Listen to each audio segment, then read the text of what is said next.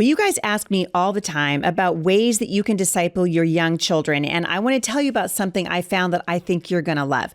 I am always searching for curriculum that's theologically solid, rich in apologetics, and wait for it, easy to use. And that's why I'm excited to tell you about the Answers Bible curriculum for homeschool from my friends at Answers in Genesis. This amazing program covers the entire Bible in just 4 years, and it was created specifically for kindergartners through fifth graders to be taught at the same time, which is going to save you time and simplify your day. You guys are going to get quality that you expect from AIG, and it's deep, fun, packed with truth, and designed to equip your kids to defend the faith. If you're ready to try it, head on over to answersbiblecurriculum.com/Heidi and download a free lesson to get started. That's answersbiblecurriculum.com/Heidi. Welcome, you guys, to the Heidi St. John podcast. Today's Mailbox Monday. And if you're watching this on video today, if you're watching it on Rumble, especially welcome. I'm really happy that we've got so many brand new listeners via Rumble. You can see that I am not in my studio. I am here in the great state of Florida at the Florida Parent Educators Association. I love this conference. It's really a joy to be here. And I am recording this podcast from my hotel room. So welcome, you guys. I'm glad that you're here. Today is Mailbox Monday, and I have a whole bunch of listener questions, some really, really great listener responses that I'm going to read to you guys today. I appreciate you guys jumping in and helping me answer some of these listener questions. And I want to say thank you to everybody who's doing that. And a big thank you today to our sponsor. Today's prime sponsor for the podcast, of course, is my friends at the Functional Medical Institute. And you guys can find out more by going to homeschoolhealth.com.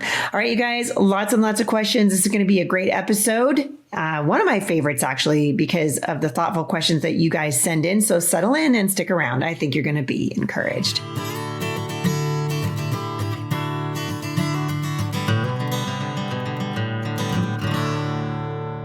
All right, you guys. Well, we're coming up now toward the end of May. I can't even believe it. Clearly, I'm still having some issues with my voice, so I continue. I have some water right here, and so I'm going to be just sipping on some water in an effort to save my voice. I'm speaking here all weekend in the great state of Florida. Really looking forward to that. And also, I want to just take a moment to invite you to my women's conference. You guys, the theme for this year's conference is Born for This, and I think it's going to bless you and encourage you. Lots of questions about whether or not you can come. Can you come with your friend? Can you come alone? Some of you guys are coming with your women's Bible studies. Some of you are coming from churches around the country. And the one question that I got, and I think I addressed this a couple weeks ago, but I want to just say it again, because we're getting more of them, is if you're thinking of coming and you don't have anyone to come with, believe me when I say you're going to have a great time. You're going to meet some really great friends who will likely turn out to be lifelong friends. So don't let that keep you from coming to the conference. I think you're going to be really glad that you did. That's happening October 10th through the 12th on the Oregon coast in Rockaway Beach. If you've never been to the Oregon coast, you guys are missing out. It's beautiful. The Oregon coast is rugged. It's not like the East Coast. The Pacific Ocean is gorgeous. It's freezing also. I mean, if it's warm, great, but it's the water at the Pacific Ocean is very, very cold. I grew up body surfing out there in that freezing cold water. And I don't know, maybe it toughened me up a little bit, but you guys are going to have a wonderful time. We're not that far from the town of Tillamook. You're going to have enough free time to go do a little bit of exploring, maybe go into town and catch some of the shops that are there. Have some time alone. Also, you're going to have really wonderful meals together, and you're going to be sitting under my teaching for that weekend as well. My daughter, Sierra, is the worship leader this year. This will be her first year just leading worship. She might be one of the most gifted worship leaders that I know, and having grown up watching her dad do that, and so I'm excited about that as well. Anyway, you guys, October 10th through the 12th, do not miss it. You can register right now by going to HeidiSt.John.com/events. All right. I have been asking for you guys to respond to questions as they come in, and you are doing that. So thank you guys very much for that. I love to read these responses on the air. And if you would like to respond, or you've got a question of your own, the way to submit that to me is to go to HeidiSt.John.com Mailbox Monday. And that's where you're going to find a form to fill out. We want to hear from you. We want to hear what you like about the show, what you think we can do better, what your responses are to listeners. If you've got a question for Dr. Mark or for Pastor Phil, you can also submit them there. Man. All right. So I'm going to start with some listener responses. We've gotten actually some pretty significant responses to the co-ed locker room situation. Most of you guys feeling the same way that I felt about it when I first read it from that anonymous listener who said that her husband was in a co-ed hockey team and they were being forced to share a locker room. I said I thought it was absurd and super weird and pretty sketchy that the husband sees no problem with it all. And I would say 99.9% of the people that are responding to me are saying, wife, beware. If your husband is saying, hey, I'm in a locker room, they're forcing me to change in front of women, it's weird. And it's wrong. And I've had several of you write in to say, hey, my husband's on a co-ed hockey team and they're not asking him to do that. Men are men and women are women. And even though they're on a co-ed team, they change in separate locker rooms. I think that's the norm here. This person says, let me get down to the blah, blah, blah. Your listener said that her husband stated he didn't notice the women changing next to him. My response when I heard this scenario was the same as yours. I was shocked that anyone would not see a problem with it. So I asked my husband, who's in his mid-30s, what he thought. He laughed and said, there ain't no way any man isn't noticing women changing next to him. And if the husband isn't noticing the women in the locker room, it's because he's noticing the men. Ooh, either way, that's not good news. All right. She also said on a more serious note about my upcoming surgery and the loss of the rest of my speaking season. She said, I want to encourage you. I'm a nurse that works at a hospital in the recovery room and have taken care of patients with your same diagnosis. You being a patient will undoubtedly give you the opportunity to speak truth and life into the lives of so many people you encounter in your hospital stay. I have full confidence that part of what God is doing through you is to reach someone in the hospital that would otherwise never have heard you speak. You are still off the bench and onto the battlefield, even if the battlefield is a hospital bed. The impact you will have on these doctors, nurses, and hospital staff will last a lifetime. You are a national treasure. Thank you for that, Anonymous. I really appreciate it. I'm going to be keeping you guys posted, by the way, as my surgery gets a little bit closer. Melissa and I have been working on a plan to keep you updated because I'm not going to be in the studio for a fair amount of time. And like I said last week, we've been working very hard to backfill my podcast. So you're still going to be getting new episodes. And then I think what we're going to do is Melissa will come in at least once a week and just update you guys on how I'm doing, how the recovery is going, that kind of thing. So you'll get that update with the podcast, and then we'll air a previously recorded podcast that you guys never heard. So it's still going to be great new episodes for you. Janet is responding to my another listener who asked about the good and the beautiful. You guys heard me say that my daughter Savannah is using it with her kids. I understand that there are Mormons who are writing this curriculum. I said I haven't seen anything that is blatantly Mormon, and this person is saying that she's agreeing with me. She says the only thing she saw that said that made her pause a little bit was a quote in one of the books that said that the most important thing we can do in life is be more like Jesus. This was in one of the level 1 books. She said, we stopped and talked about how the most important thing that we can do in this life is actually put our faith in Jesus. It's to get saved. My daughter knows that the people who wrote this are Mormon. And if there's anything that we stop and talk about, anything that we're concerned about, we stop and talk about it. It's not often and it is subtle, but there have been a few instances that we have stopped to talk about. This person says they also love the good and the beautiful. They've used it on every level. The academics are excellent throughout. They said they appreciate how truly good and beautiful the subject matter is. Also, you guys, I think this is a good reminder that we're called to be Bereans. And so no matter what you're using, a lot of you guys are using secular curriculum. And whether you're using secular curriculum or you're using curriculum that's written by someone who isn't a Christian or someone who you disagree with theologically, if the curriculum is sound in and of itself, it's a good opportunity for you to have these conversations with your children. instead of running from them. And as I told you guys before, if I saw something that was like overtly like, we're going to teach you guys now about the prophet Joseph Smith, and that then I'd be running for the hills. I haven't seen anything like that so far. Neither has my daughter. Neither has anyone that I know that uses the good and the beautiful. But it doesn't negate the fact that we should all be Bereans, no matter what curriculum we're using. And so I love that this listener is doing just that. An anonymous listener responded to a comment I made about ionic foot baths. She says, I think like anything, it depends on which brand of ionic cleanse you use. She says she has one called a Major Difference. She put that in quotes. So I don't know if that's a brand. It sounds like it. She says she's a believer. She thinks it works. She's got 2 kids that have recovered from autism, and the foot bath has been part of their healing journey. Dr. Dietrich Klinghardt, with a K, is a wealth of knowledge and a leader in detox protocols. He uses the ionic foot bath as part of his autism recovery protocol. There are studies showing the urinary excretion of glyphosate is elevated by a big margin in the days following an ionic foot bath. And there's also an increase in heavy metal excretion. So she links back to that research, and I will link back to it in mentions today. So if you guys are interested in researching about ionic foot baths, I'm going to link back to that. She's obviously saying that if you want to try a foot bath, make sure that you do, that you use one that is backed by really good science and a solid company. And with that, I agree. Amy. Hello, Heidi. Hello, Amy. I'm responding to a listener question regarding churches in Hamilton County, Indiana. Amy, thank you for this. There are some really good ones. There is Harvest, Hamilton Hills. Is this I-Town? I think. I can't tell. White Rock, Noblesville Baptist. And there's one on the northeast side of Indianapolis called Antioch. I hope that helps. Wow. I'm sure that it will. Thank you guys so much for that. And so to the listener who's looking for a church in Hamilton County, Indiana, there you go. Thanks, Amy.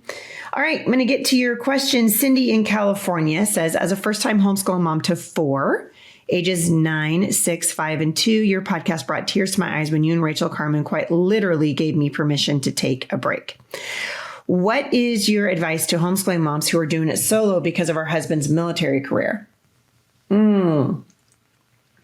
She says, I just wanted my kids out of the system, but it feels like I'm drowning. Well, I think, basically what you're doing, Cindy, if your husband's deployed especially, is you're a single mom. You're basically homeschooling as a single mom.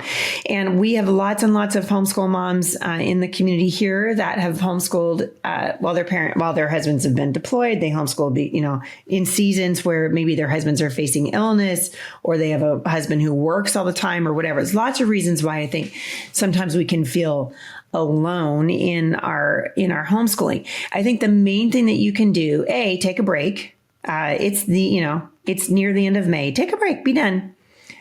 And also, I think I would encourage you, you got to be around people. You got to find your people.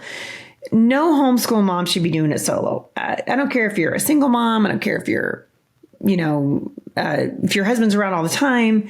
We were not created to do homeschooling or any other thing in isolation. And I think when we do that isolation really comes to bite you in the rear end, whether your husband's home or not. And so that's my number one advice to you.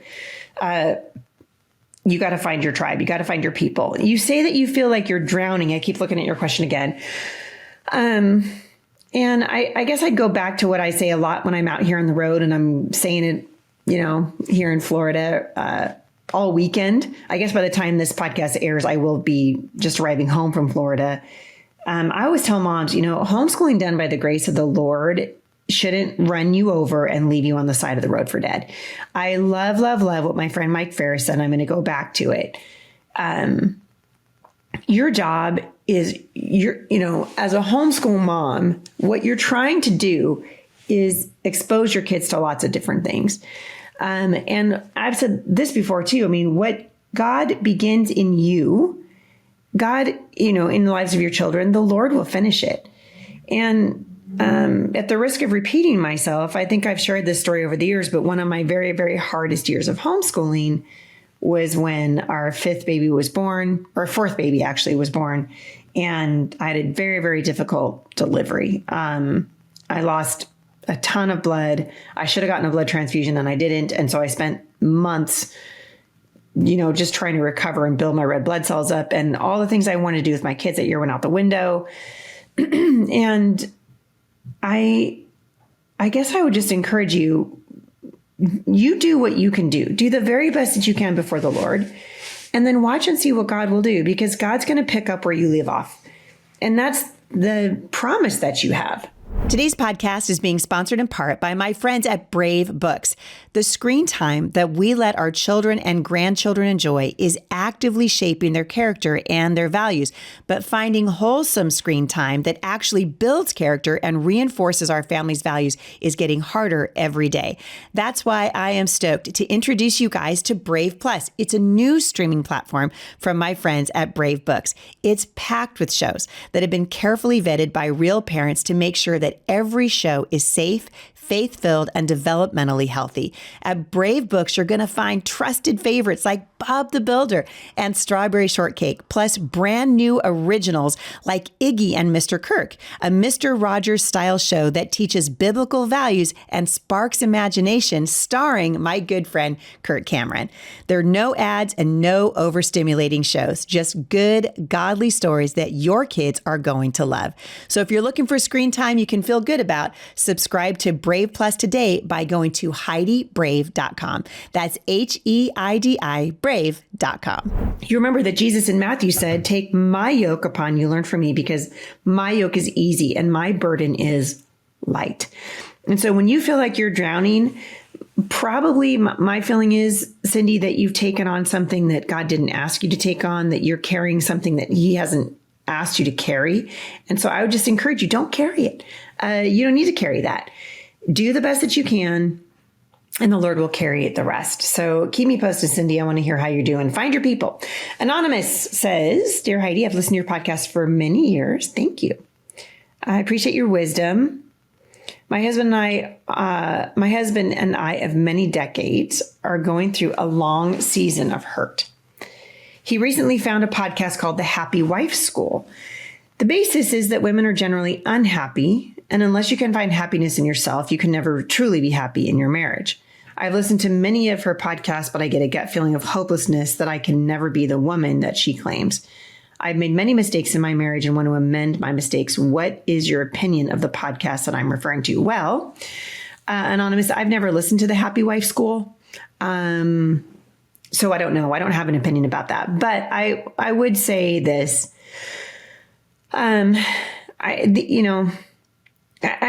do think it's true. If you're looking for your husband to make you happy, that's not going to work. I think that we do that, right? We look to our spouse to make us happy, or sometimes a husband will look to his wife to make him happy. Sometimes we take our identity in our children and we look to motherhood to make us happy, or we look to careers to make us happy. These are issues of identity. And we can swap out happiness for, I think, identity in some cases. If you're trying to find your identity in anything other than Jesus, you're going to be left wanting. And that includes marriage. Once you realize that you've made mistakes in your marriage, your responsibility then is to recognize those mistakes, own up to them, ask for forgiveness, and do better. But allowing the enemy of your soul to just repeatedly condemn you for those mistakes or those sins or whatever it is that you did that you've now asked for forgiveness for, to allow the adversary to continue to drag you into the swamp of self-loathing and condemnation, you have to be able to discern. I'm sure I've said this before, but maybe some of you haven't heard me say it, or maybe you don't remember. But we have to be able to discern between the still small voice of the Holy Spirit, which is convicting, right? Which convicts us of sin, which lets us know, hey, we're blowing it, whatever.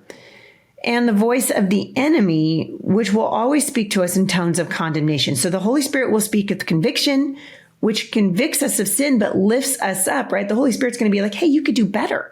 You can do better. What are you wallowing in this for? You can do better. The enemy's going to be like, you blew it. You're never going to be happy again. there's, no hope for you, blah, blah, blah. And that's not healthy. And so if you're coming away from her podcast with a feeling of hopelessness, I would say stop listening to the podcast. That'd be where I would start for sure.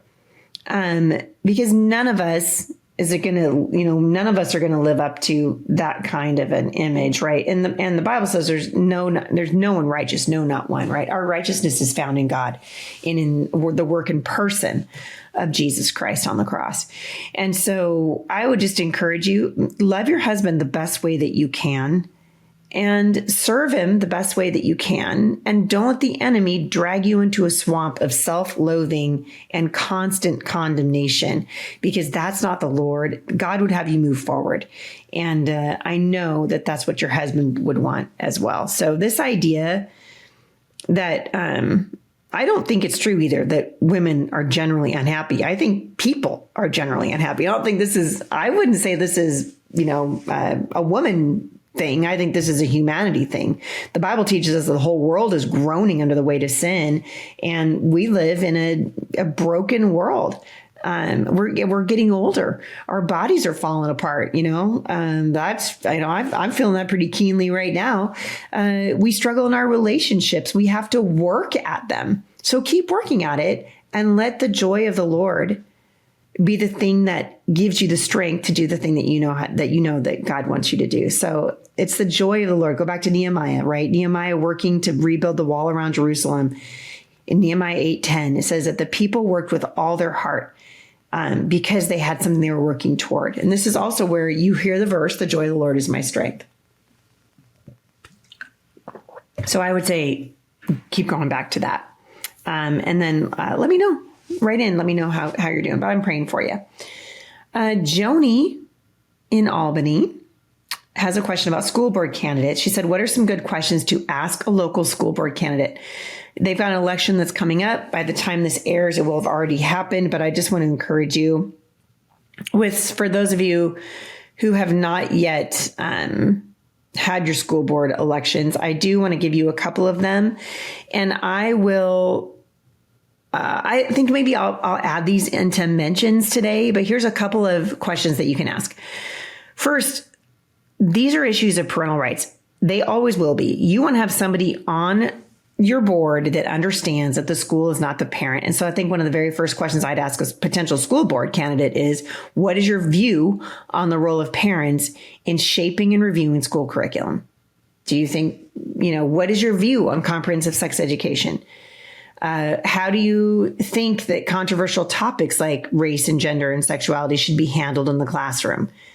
Ask them open-ended questions. How would you handle it if it was discovered that a boy who identified, pretending to be a girl wanted to use a locker room? How would you handle that? What steps would you take to ensure curriculum transparency for parents and other members of the community? Because remember, you guys, the community is going to be concerned. This is taxpayer money.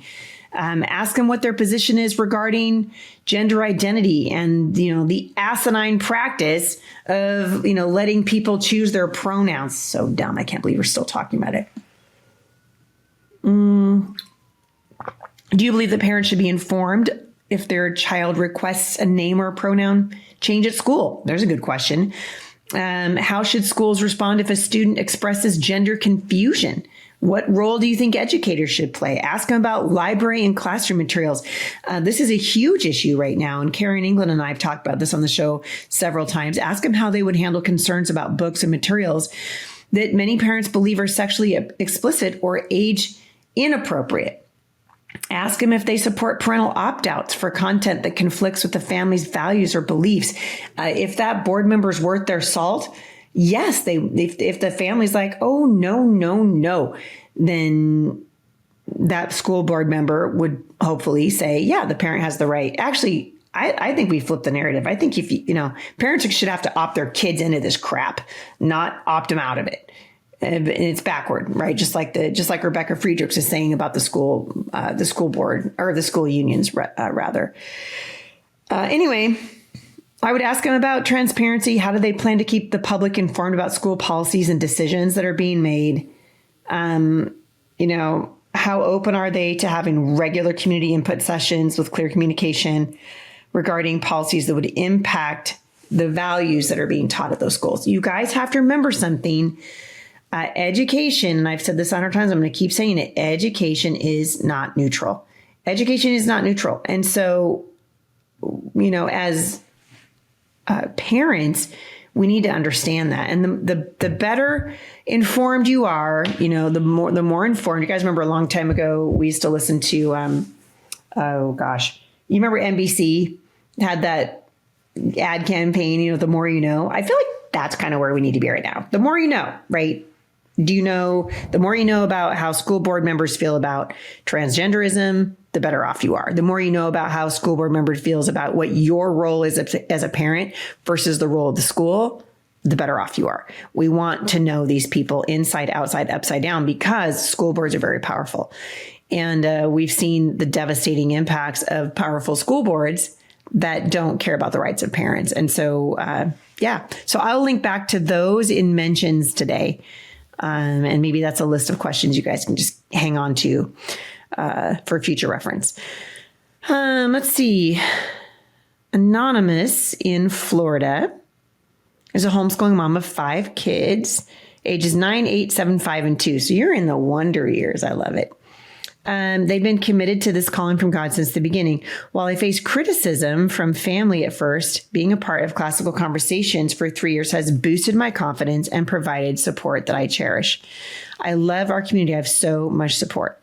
As I begin my 2nd year as a CC director, I am struggling to implement the curriculum with our busy family lifestyle and the different needs of my kids.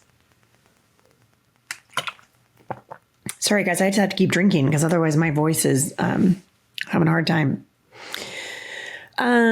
She's okay. She says, even though I love leading at CC, as an introvert, it pushes me out of my comfort zone. My husband and I are also involved in planting Spanish churches and the church orchestra, which keeps me very busy.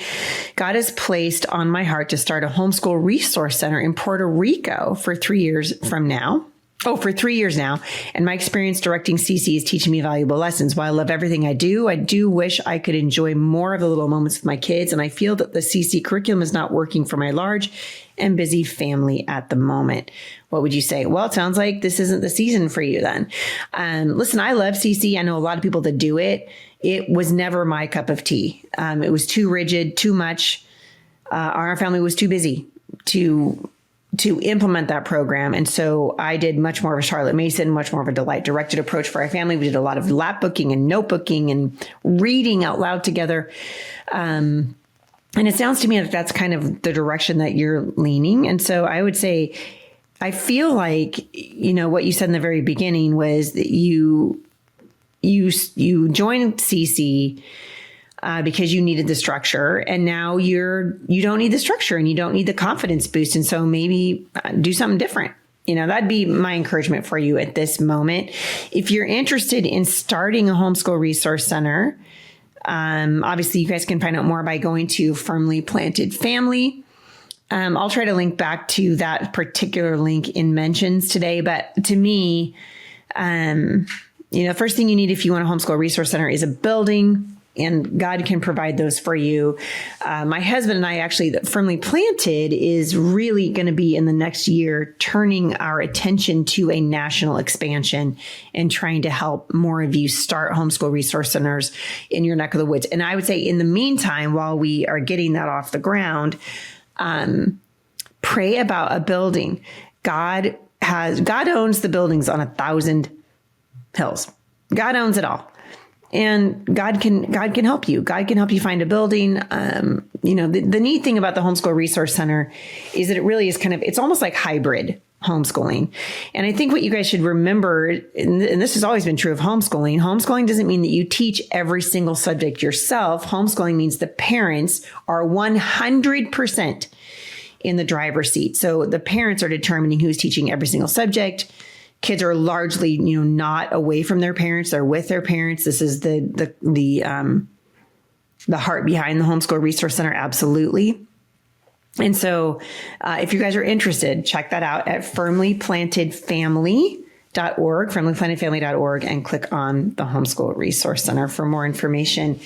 You can also purchase a startup guide, which we have made for you there. So another great place to start. Naomi in Massachusetts. I lost my voice in Massachusetts. I'm telling you what, you guys. She says, I homeschooled my son in 6th and 7th grade, and then he went to Christian school for his 8th grade and 9th grade. Now he's considered being homeschooled again this coming fall. I want to take a moment to say thank you to our sponsor today. Today's show is being sponsored in part by my friends at Give, Send, Go. And it's a pretty amazing partnership because months ago, before I received my medical diagnosis, we had been hoping to partner with this amazing company. And I had no idea that I was going to be on the receiving end of a Give, Send, Go campaign. But I can tell you it's been an incredible blessing for me. And I love what these guys are doing. They are really crowdfunding with a gospel message and sharing the light of Christ and helping us fulfill the mandate in Galatians 6:2, where we are really commanded to bear one another's burdens and in so doing fulfill the law of Christ. One of the things that's awesome about Give, Send, Go is that they have a prayer team that you can join and pray for the campaigns that you see online. So even if you can't give right now, you can pray. There is power in your prayers, and I love what the Lord is doing through the platform at Give, Send, Go. Check them out at givesendgo.com. He would like to take AP courses, and I'm not sure if that's possible when you homeschool. It's absolutely possible. It's absolutely possible. Lots of different ways for you to find AP courses, especially for homeschool kids. Lots and lots and lots of kids doing it. There's lots of kids that are clepping out of classes. And so I would just encourage you to look. There's no reason why your son couldn't take advanced placement courses. Especially if he kind of knows, if he's one of the, 3% of kids his age that, kind of knows what he wants to do with his life and he's ready to like make a plan and go for it, then I think, definitely look that up. But Naomi, I would encourage you in your area. I mean, I don't see where you are in Massachusetts, but in your area, I would definitely check out the Massachusetts State Convention. They can help you with AP courses and maybe point you in the right direction. But there's no reason why your homeschooled son cannot enroll in AP courses. Anonymous in Ohio says, hey, Heidi, I need advice on how to know if my toddler's behaviors are excessive. My 2.5-year-old almost never listens when I ask him to do something, making potty training and all other training for that matter difficult. If my husband asks him to do the same thing, he usually listens much better. Okay. Well, I'll finish this. Okay. He has dozens of meltdowns and tantrums most days with a very occasional good day. All right. So a couple of things that right off the bat, this seems to me to be a power struggle because you're telling me in the very beginning of your question that your toddler behaves for your husband, but he doesn't behave for you. So it's not that he can't behave, it's that he won't. And this would be something I'd be absolutely engaging my husband in. When your husband is around and you give that little one instruction and he throws a fit or has a meltdown or whatever, your husband should step in. And that child will very quickly recognize that mom and dad are one, and that when mom asks me to do something, it's just like dad asking me to do it. So I feel like in a lot of ways, what you're telling me, there's a reason why people say, don't be a 2-year-old, right? This isn't unusual, right? You got a bratty little tantruming toddler on your hands, 2.5 years old. He's just figuring out that that the world is maybe his oyster and he wants to know what his boundaries are. And your responsibility as his mother, and obviously as a father's responsibility too, is to create good boundaries for that child so that he can flourish. Boundaries are given to us by God so that we can flourish, and parents give children boundaries so that they can flourish. It is set up for human flourishing. So this listener went on to say that she's gone to a naturally minded family doctor and suggested vitamins and detoxes, but nothing seems to help. Again, I think it's because you're having a power struggle with your 2.5-year-old. If you had said to me, it doesn't matter who talks to this kid, he screams and yells and throws himself on the ground, I might have a little bit different approach for you, but the fact that you said that he behaves differently towards you than he does to toward your husband makes me think that this is a discipline issue and a child training issue. And you're right in the thick of child training at 2.5 years old. My daughter is training up a 2.5-year-old right now, and it is no picnic, right? Some days are easier than others, but this is why you need to stay in there and you need other people around you. I don't think that you need to do neurofeedback training or any of those other things right now. I think you've got a toddler on your hands. This sounds like a toddler to me. I'm not seeing anything in your question that's making me go, oh, that's unusual. No, I just think, ooh, look at her. She's got a toddler. If you guys have never read my book, Becoming Mom Strong, I'd encourage you to do it. Becoming Mom Strong, How to Fight with All That's in You for Your Family and Your Faith. I spent a little bit of time in that book talking about difficult children and what God teaches us through difficult children. I've had a couple of them myself. You know, when you raise 7 children, odds are pretty good. A couple of them are going to be more challenging than others. And that's certainly been the case in my life. But, don't overthink this. I think you're overthinking it. And if you want to enjoy motherhood, part of the way that you enjoy motherhood is you train up your children in the way that they should go. And that child training involves discipline. It involves sacrifice on your part. It's going to involve prayer, and it's going to involve consistency. And so work at that with your child and get your husband involved with you. I think it's going to be really, really important. Tyler in Indiana. Hang on, Tyler. I'm going to take a drink. Tyler in Indiana. Curious about what my opinion on why I would or wouldn't include Judeo in Judeo-Christian values. I was perhaps foolishly stunned to hear this is a controversial topic. I don't want to be deceived. I want to have a good answer for things I believe. All right. So honestly, I didn't think about it either until you brought it up. When I say Judeo-Christian values, what I really mean is just the values that we all would agree on in Western civilization, which are based on the 10 commandments. You know, honor your father and mother, don't steal, don't murder, don't commit adultery, don't covet, don't lie. That's what I think of when I hear the term Judeo-Christian values. So I looked it up a little bit just to see, is there a controversy? And well, yes, there is. Because there's a controversy over everything these days. We can't just say Judeo-Christian values. We have to parse it out, worry about it, overthink it, overanalyze it. And I looked up some different people's opinions about this. And I did come up with a couple of things that I thought, might be worth just throwing out here. I probably will continue to say Judeo-Christian values because to me, they're just the values of the, like I said, the 10 commandments. Obviously, I'm not a Jew. I'm not a practicing Jew. I don't believe in Judaism. But I think it's important to note that not all Jewish values are biblical. And I think that is where the controversy stems from. So much of modern Judaism is based on Talmudic tradition. So based on the Talmud, not just the Old Testament. Which I believe is also referred to as Tanakh. And so I was actually listening, interestingly enough, to Charlie Kirk talk about this last week. And I thought so interesting that somebody in the audience asked him about it. I also think somehow this is maybe possibly linked to the rise of anti-Semitism in the country. You guys are aware, of course, unless you're living under a rock, that 2 young Jewish American citizens were gunned down in cold blood by someone yelling "Free Palestine" last week. And I think this happened in Washington, D.C. So right here on American soil, you can thank the corrupt, evil, awful Biden administration for allowing millions and millions and millions of undocumented illegals to cross into our country illegally and hide here.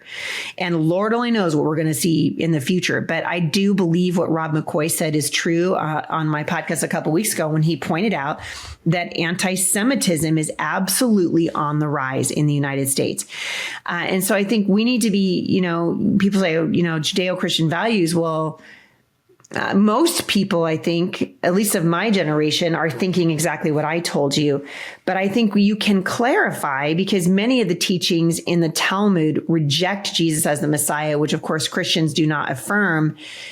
And I think that the term Judeo-Christian can make it seem like Christianity is just an extension of Judaism, which it isn't. Christians believe that the Old Testament points to Jesus as our promised Messiah. And without him, without Jesus, even our shared moral values, like what I just described of the Old Testament, honesty and justice, marriage between a man and a woman, these things, they lack eternal redemptive power apart from Jesus.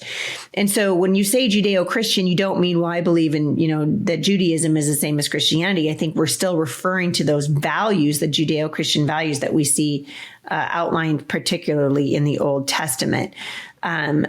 So in the case of, not wanting to blur the lines between Christianity and Judaism, we recognize that Judeo-Christian doesn't mean that Christianity is just an extension of Judaism, because in truth, Christianity fulfilled the law. It didn't just continue it. Galatians chapter 3, 24 to 25 talks specifically about this. And so I think we need to be, thoughtful about it. As followers of Jesus, we probably should be more precise in the way that we talk about our faith. So we don't just hold to Judeo-Christian values. And here's the answer. Okay. We hold to, wait for it, biblical values fulfilled in the life, the death, and the resurrection of Jesus. That is what we need to hold to. So Christians are not called to follow the traditions that deny Jesus. We're called to follow the Word made flesh. So our values in that sense are not merely Judeo-Christian values. They are biblical values, which are centered on the work and person of Jesus Christ. So I hope that helps. And honestly, you've given me something to think about, because I think I do use the term Judeo-Christian values. I've never really thought about it outside of just saying it. And so, Tyler, I really appreciate you sending that question in. Anonymous says, how do you deal with an adult kid who doesn't want to do anything? This sounds like a VeggieTales song. You guys remember the pirates that don't do anything? We are the pirates who don't do anything. Remember that? This reminds me of that, except for you've got a young man who's a grown up now. She says she has an almost 20-year-old son who's almost done with his first year of college, but I can't get him to do anything this summer. He doesn't want to get a job, doesn't want to travel, doesn't want to take summer classes. He wants to do absolutely nothing. Anytime I talk to him about it, he jumps on the defensive and gets mad at me. Is there something I can do? Oh, yeah, girl, there's something you can do. Or should I just let him have a free summer and keep my mouth shut? We're new to the area. He doesn't have any friends or a driver's license, and I don't want him sitting alone in his room all summer. Okay, I have so many thoughts on this, Anonymous. I have so many thoughts, big thoughts. Okay, big thoughts. Heidi St. John got some big feelings for you. You're not. This is not a kid. You've got an adult living in your home who refuses to get a job. And so I would tell him, Melissa and I were chatting about this briefly. I would remind your son, you are a guest in my house. And as a guest in my house, you need to get a job.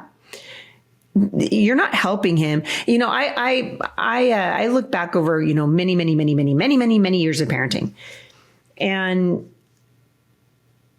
if I could go back and do it again, this is something I would have pressed harder on, particularly with my boys.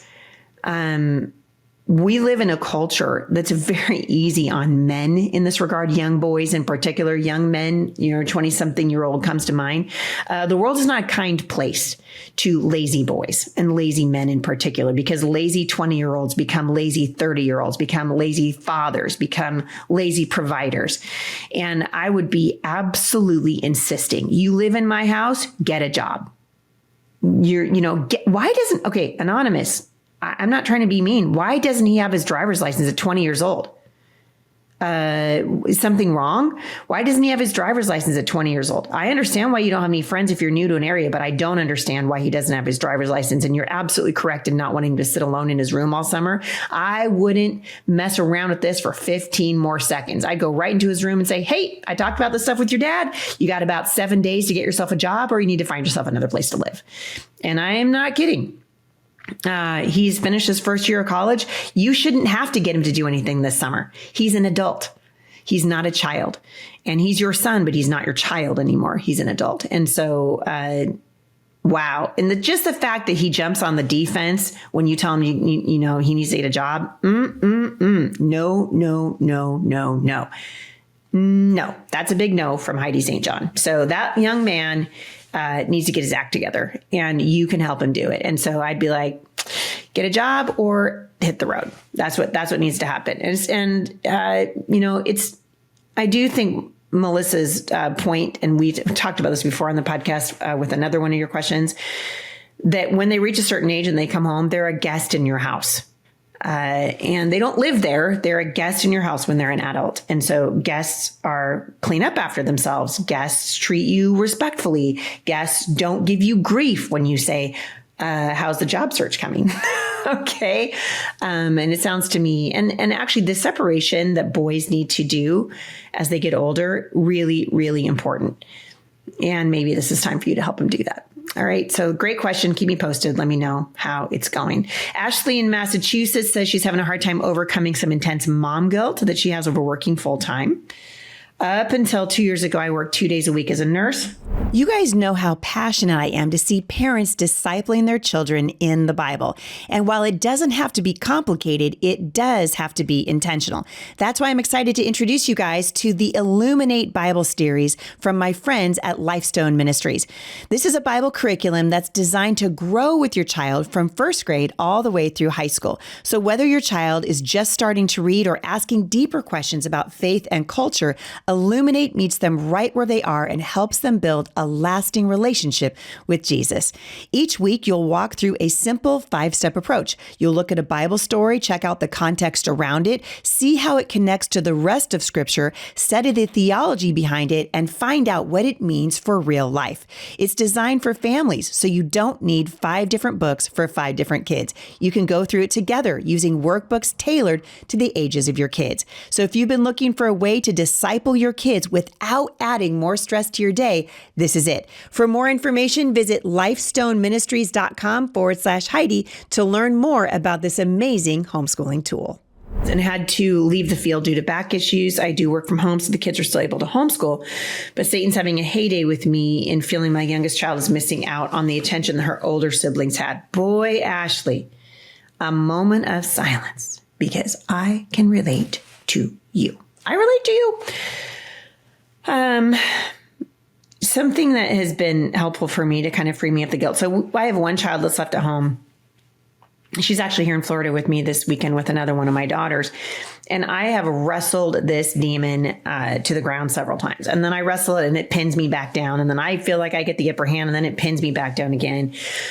And something that, older moms have said to me, and I'm just going to say to you, little things that I've heard from other mothers who've been in this season, or even moms who have just given me really good, solid wisdom, is that you're not in the same season that you were when you were homeschooling your kids years ago. Like I was, and for lots and lots and lots of years, my 34-year-old daughter, and our 30-year-old daughter and our 2 sons that are in their late 20s, they got Heidi St. John, the full-on homeschool mom. I mean, I was pregnant all the time. I was always having babies, bringing new kids to our house. I am in a completely different season. I'm not 34 anymore. I'm 55. I'm in a completely different season of my life. And as such, the schooling of my daughter looks different. As much as I would like for it to be the same, I am not in the same season of my life. It sounds like you're not in the same season anymore either. And the Lord knew that. He knew that when he gave you this little child, this daughter, these young, I don't know if you got a daughter or son, you probably said it and I missed it. But I would say, again, like I said to the earlier listener, don't let the enemy drag you into a swamp of condemnation, especially when it is not a sin issue and you're just having that mom guilt. Moms are the worst. Like we're like Captain Anxiety, right? Able to leap to the worst conclusion in a single bound. Don't let the enemy do that. Function where you are right now. If there are things that you can do better, then do them better. If you are struggling to spend time in the Word with your kids, struggling to do devotions and quiet time, maybe study the Bible with your kids, those things are important. Do those. I am struggling to do that. So I feel it, which is why I've been talking to you guys so much about Bible curriculums lately and tools that make your life easier. You need those tools. We need those tools. And so to that end, I would say, keep asking the Lord to help you. But let go of the guilt. All right. The guilt's not from God. And ask the Lord to give you both the patience and the desire and the drive and the dedication to finish well. Because as you guys have heard me say before, and this is certainly true in my life right now, anyone can start strong. It's very hard to finish strong. And my prayer has been, Lord, help me finish strong. I've got 3 years left with my daughter. She'll be a sophomore this year. And I'm just like, Lord, help me stay in there because I'm tired. And I think, we get that way, right? I'm tired. I'm tired of saying, hey, did you get your math done? I'm tired of, did you practice piano? I've been doing it for 34 years, right? I'm tired. And the Lord knows that you're tired. So ask him to give you the strength and the want to finish strong. And so I hope that's helpful. I think we need that encouragement. And I hope that that's encouraging to you. Aside from that, I would just say, and don't let your kids give you all kinds of grief either, because ain't nobody got time for that. Ain't nobody got time for that. All right. Speaking of time for stuff, I got time for one more question, and then we'll be done today. Anonymous in Minnesota is asking about embryo adoption. Typical adoption is very costly, can take a long time, and birth parents often change their mind. And frozen embryos are also little lives that need parents. So this is very, very true. I just recorded a show with my good friend Katie Faust, and we're going to be talking about this IVF and all these are powerful questions. The church needs to be addressing them. But for those of you who aren't familiar, embryo adoption happens when a couple adopts a frozen embryo that's been left over from another couple's IVF procedure. This is my big gripe with IVF. We've talked a lot about the miracle of life and how amazing it is that you can create life. In vitro means in glass. But we don't talk about the 90% of those embryos that either don't make the transfer or are frozen permanently in cryo storage, hence the term snowflake babies. And so now we've got all these embryos that little human beings, you guys. I mean, DNA that's never existed before and will never exist again. And we put these little kids in freezers, these babies, these potential, it's not potential life, it is life. So the adopting woman, you adopt an embryo and then you carry that embryo and then you give birth to the child. This is called snowflake adoption. It's definitely less than regular adoption, but there's lots of ethical and legal challenges. Embryos are legally treated, I think, more like property than they are like children. It is not regulated like traditional adoption, and these contracts vary from state to state. There's potential conflicts over biological parents' rights if it's not written carefully into the contract. And they have lower success rates with older embryos. So there's all kinds of issues. I'm not opposed to it. What I am opposed to is just our increasingly, obsession with what Katie has said. We're more concerned with what's good for adults and not what's good for children. But Christians are called to care first about the least of these. And many people see this adoption of embryos as giving life to the least of these based out of Matthew 25. So I would just encourage you to pray about it, be prayerful in your consideration, get godly counsel, and recognize that this is not simple. Embryo adoption is not simple, but I do think it is sacred work. These are little people. And so taking, this little embryo that's been frozen and forgotten and giving it a chance at life, I think if you're considering this path, you got to have wisdom. You got to find a solid Christian agency. Stay rooted, you guys, in the truth that every life is fearfully and wonderfully made. And to that end, I am rejoicing, as I know a lot of you are. President Trump's big, beautiful bill passed through the House of Representatives. Now it's up to the Senate to do the right thing. But in that bill, Planned Parenthood was stripped of its funding.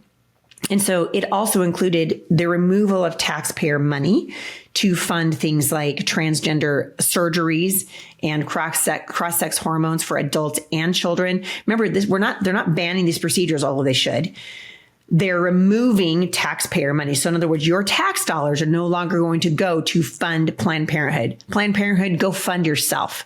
All right. That disgusting organization that takes innocent human life and rips it out of its mother's womb. Disgusting, disgusting, evil, wicked organization. Praise God that hopefully this thing passes the Senate and we will not be funding the abortion, the taking of innocent human life in this country anymore with taxpayer funded dollars. There were some things in that beautiful bill that I did not like. I did not like that it raised the debt ceiling by $3 trillion. The Republicans and the Democrats, they all do this.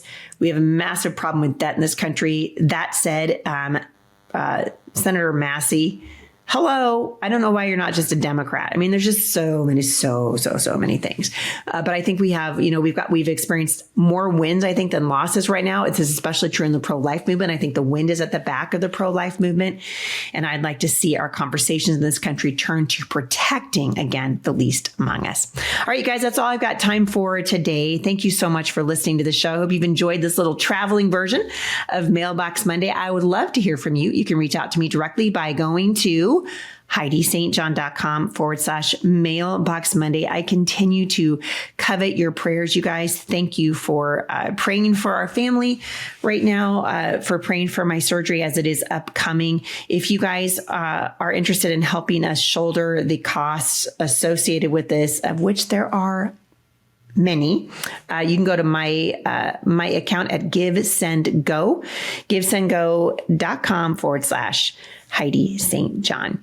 Thank you guys very much for listening. Thanks again to our sponsor, the Functional Medical Institute. I hope you guys will check them out at homeschoolhealth.com and check out my stories. You guys, I've been traveling with my hydrogen water bottle and Kingdom Fuel. So I do a lot of meal replacement shakes when I am traveling, and it's very, very helpful. So I hope that that's a blessing to you guys. Thank you so much for listening, and I'll see you back here again at the intersection of faith and culture. Parents of teens, listen up, because I have found an awesome Bible discipleship program that I think you're going to love. If you want your teens to own their faith instead of just regurgitating Bible facts, you need to know about RVL Discipleship, the curriculum. It's a powerful new curriculum that's been designed for homeschooled teens from our friends at Focus on the Family. Each lesson is taught by awesome Bible teacher Ray Vanderlyn. His semester-long course takes teens beyond fill-in-the-blank lessons to real-life application, helping them live out their faith with boldness and purpose. RVL curriculum is flexible, parent-friendly, and deeply engaging because it's been designed to spark real conversations about faith between you and your teens. Right now, you guys can get 2 free sample lessons at rvlcurriculum.com/HSJ, plus 10% off when you purchase the curriculum with code Heidi10. You guys, discipleship matters. Let's raise our kids to become lifelong disciples of Jesus. Go to rvlcurriculum.com/HSJ today.